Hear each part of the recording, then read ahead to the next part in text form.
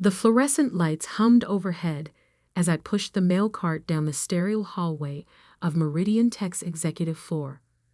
My hands, which once wrote code that powered Fortune 500 companies, now sorted through interdepartmental memos and junk mail. 15 years of dedication reduced to this, the vindictive punishment of a man who felt threatened by what he couldn't understand.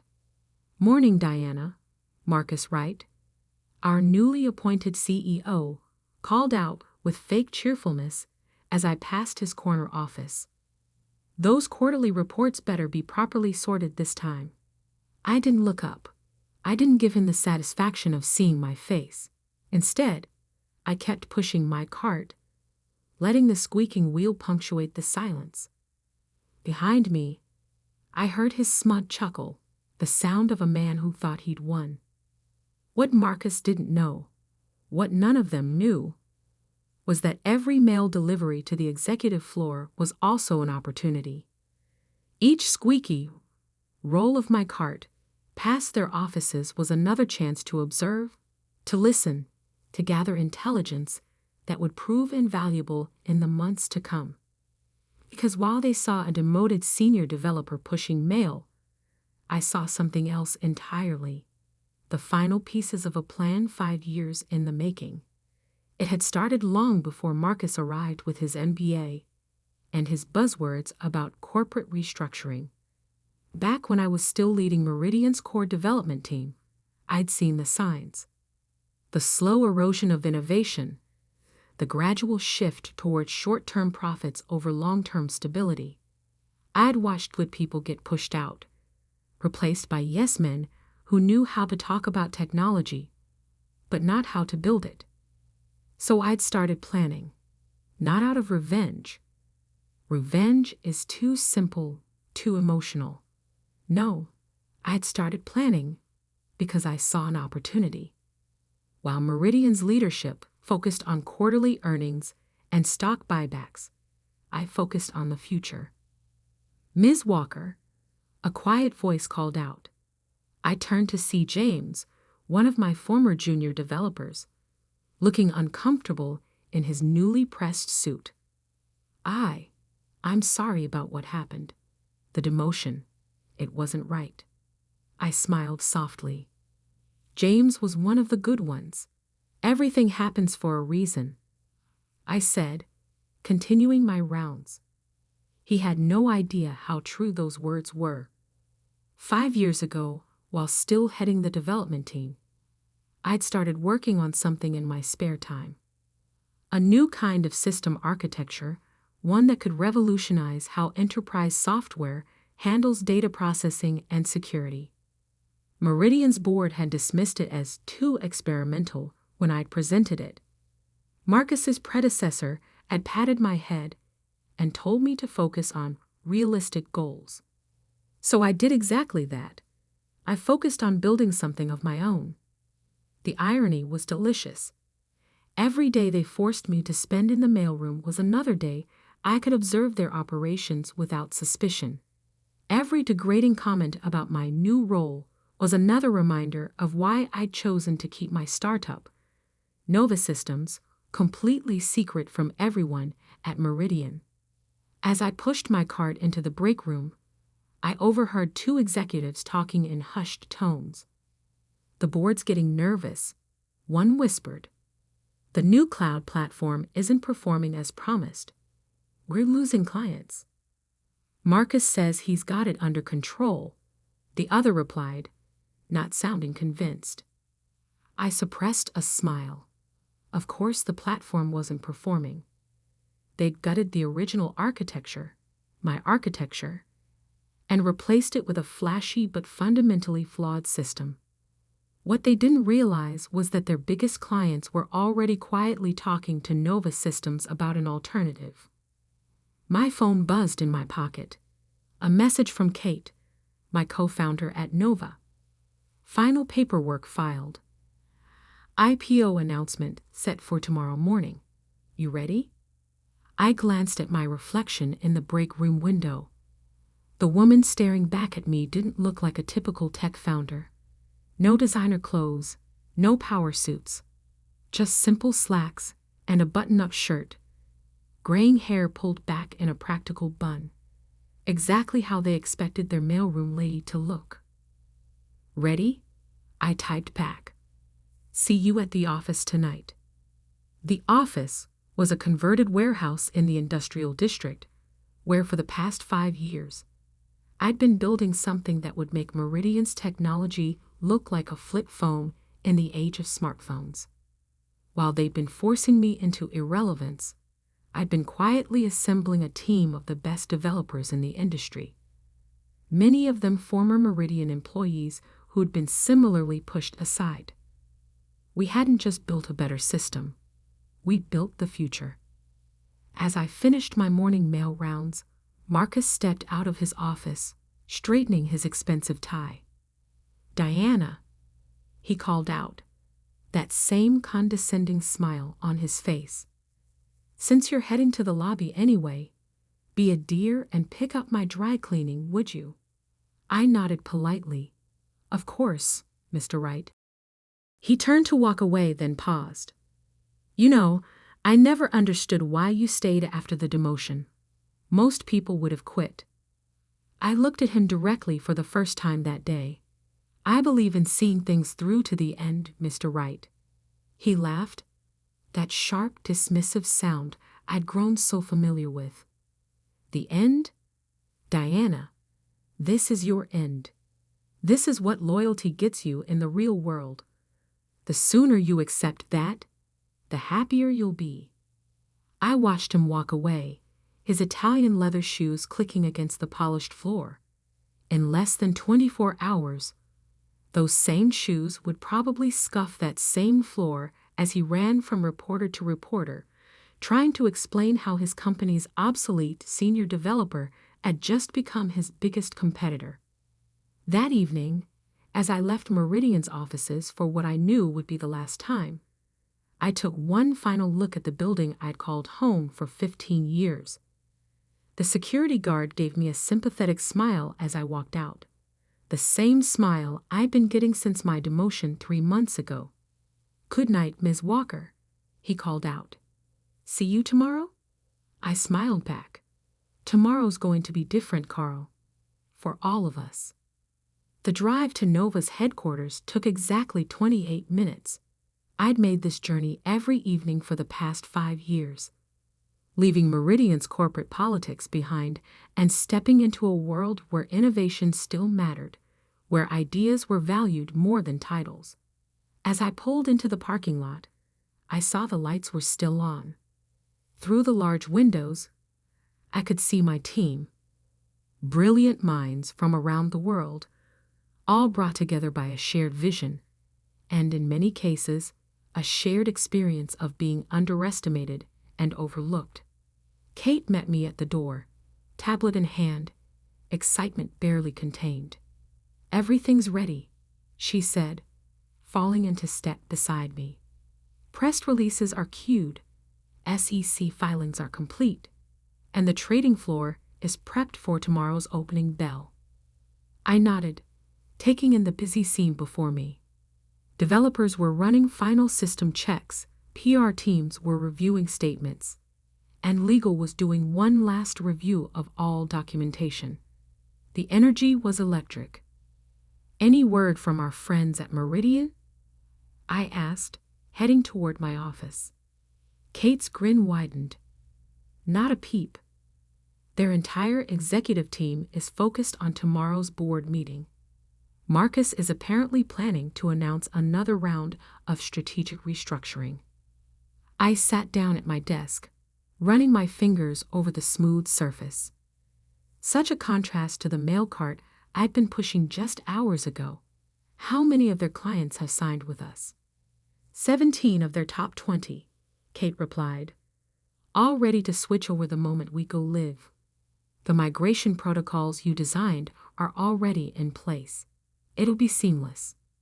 I opened my laptop, checking one last time that everything was in order. On the screen, lines of code scrolled past.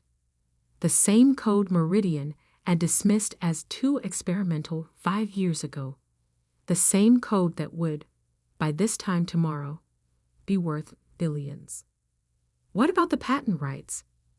I asked, though I already knew the answer. Kate's smile turned slightly wicked. All registered under Nova Systems, filed long before you signed Meridian's new IP agreement. Their lawyers can squirm all they want, but there's nothing they can do about it. I leaned back in my chair, letting out a long breath. 5 years of double lives. 5 years of early mornings and late nights. 5 years of being underestimated, overlooked, and pushed aside, all leading to this moment. Send out the all-hands message, I said. I want to talk to everyone before tomorrow. 10 minutes later, I stood before my team, over 200 people, all gathered in our main workspace. The contrast between this and Meridian's sterile corporate environment couldn't have been starker. Here, there was energy, purpose, passion. Tomorrow, I began, my voice carrying across the suddenly quiet room. Everything changes. Not just for us, but for the entire industry. Tomorrow, we show the world what happens when you value innovation over ego, collaboration over competition, and most importantly, when you recognize that great ideas can come from anywhere, even the mailroom. A ripple of knowing laughter spread through the crowd. Many of them knew my story. Some had similar stories of their own. But tonight, I want you to remember something. Success isn't about revenge. It's about vision. Every person in this room was chosen not because of their titles or their pedigrees, but because they dared to think differently. Tomorrow, we're not just launching a company. We're launching a revolution. The room erupted in applause as I looked out at the faces before me, excited, proud, determined. I felt a surge of emotion I hadn't expected. This wasn't just about proving Meridian wrong.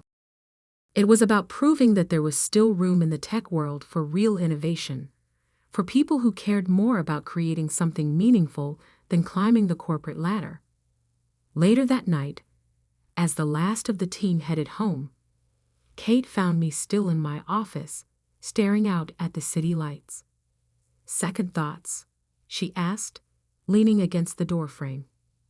I shook my head, just thinking about tomorrow.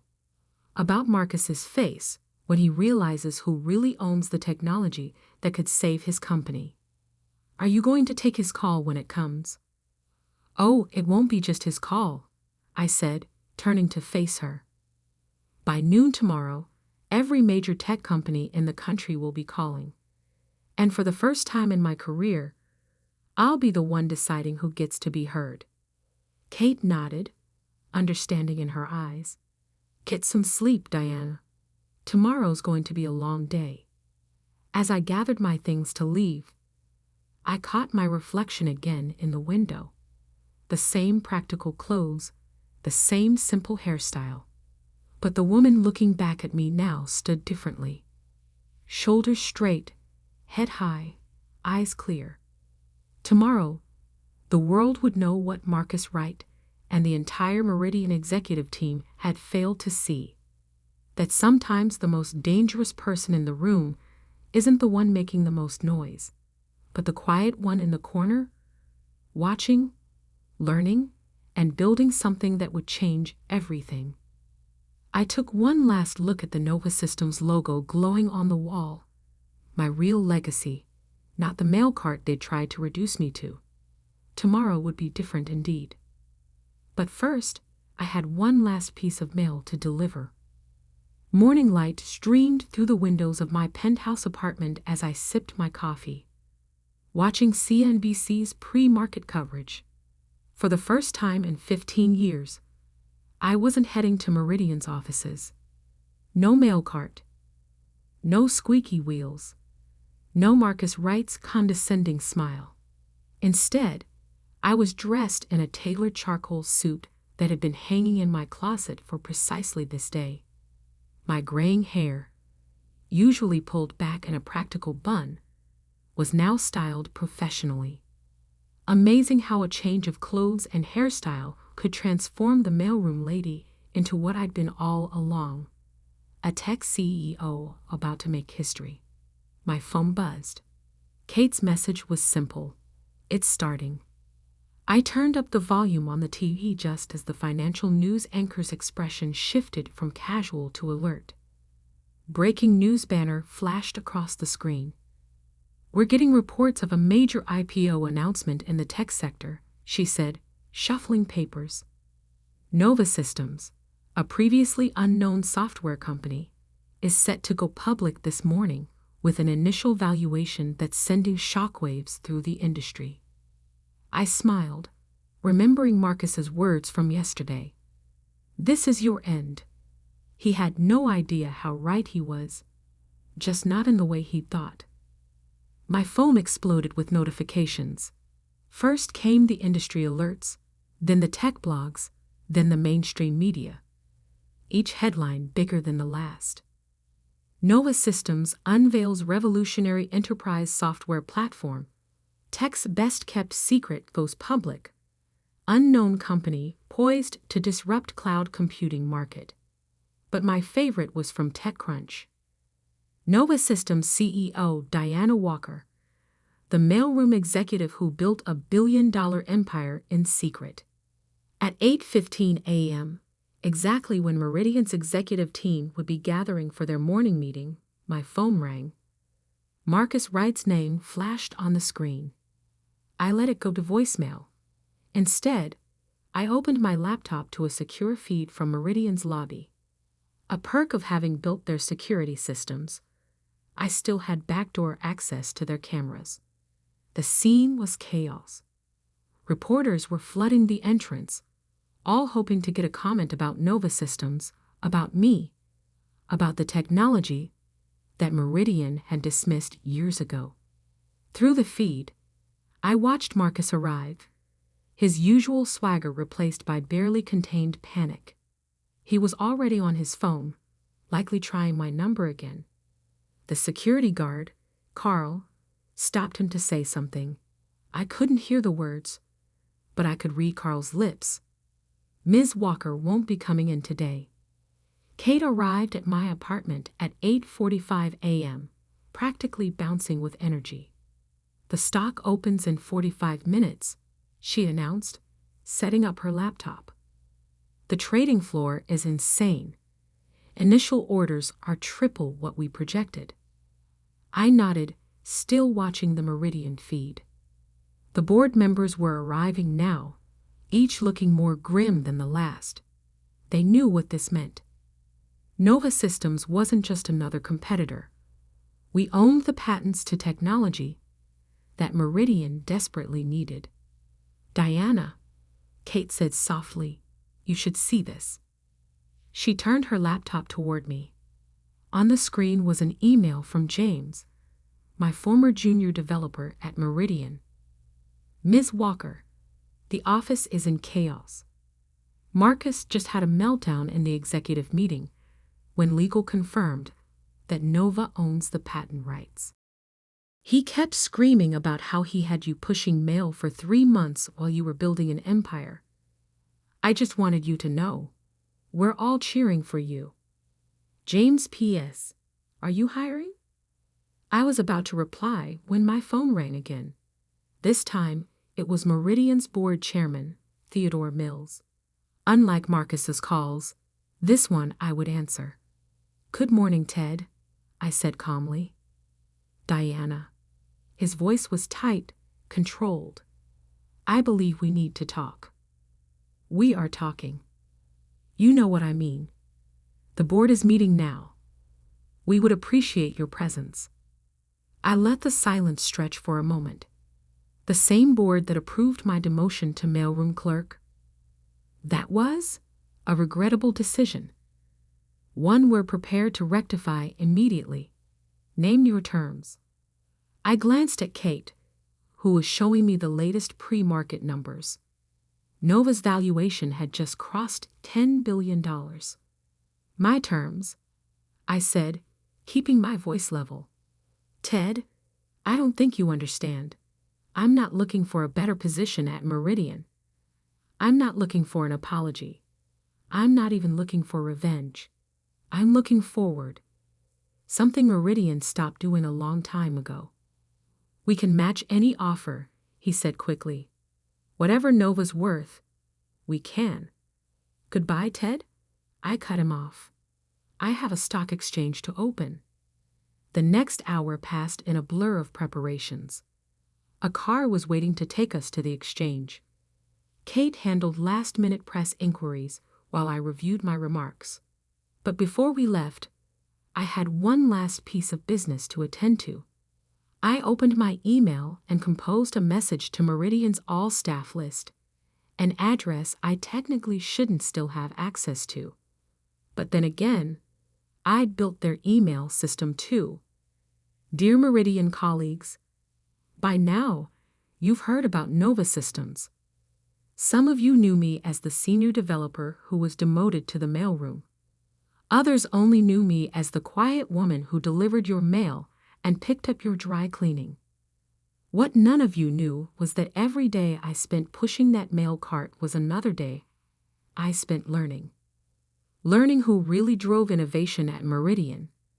Learning who had the courage to think differently. Learning who treated people with respect, regardless of their title. To those who showed kindness when you thought I had nothing to offer, thank you. Your humanity was noted. To those who took pleasure in reminding me of my place, thank you as well. Your arrogance was equally noted. Nova Systems is now accepting applications. We hire based on talent, creativity, and character, not titles or pedigrees. You know where to find us. Warmest regards, Diana Walker, CEO, Nova Systems. I hit send just as Kate announced it was time to leave. In the car, watching the city speed by, I thought about how different this commute was from my usual morning drive to Meridian. Same streets, same traffic, but everything had changed. At the stock exchange, the energy was electric. Photographers called my name, a name none of them had known yesterday. Reporters shouted questions. Through it all, I maintained the same calm demeanor that had served me so well in the mailroom. As we approached the opening bell, Kate squeezed my hand. Ready to make history?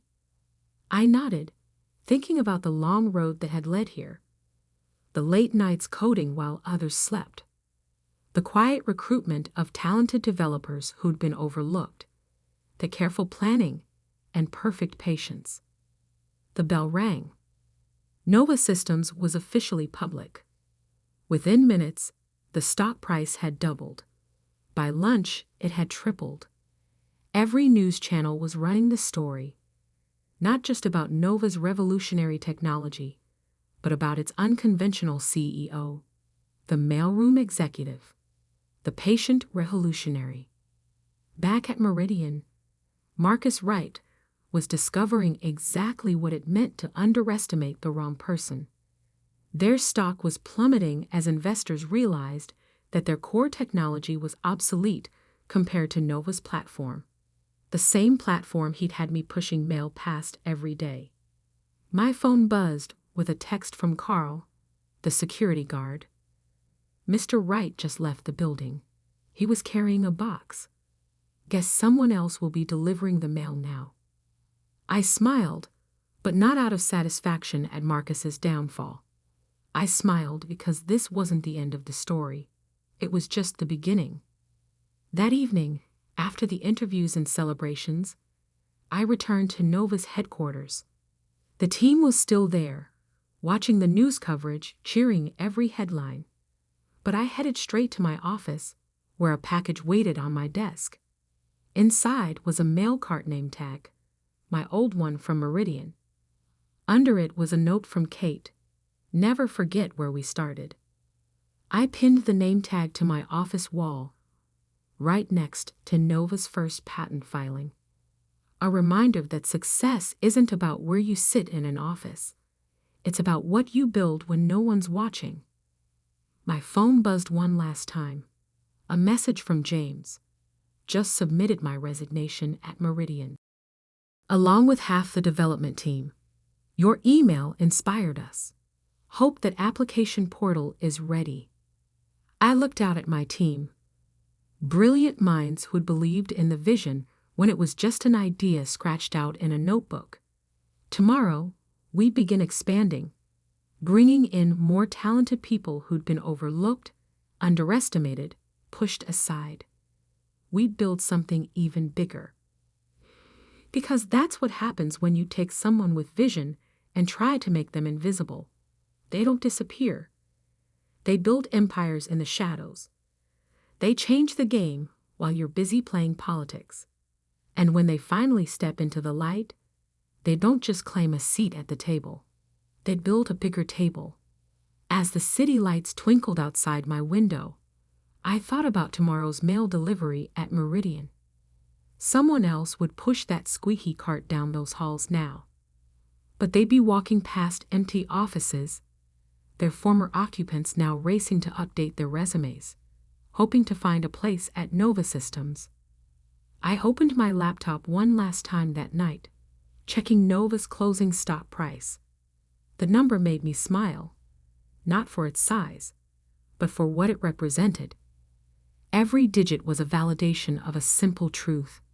True power isn't in a title or an office.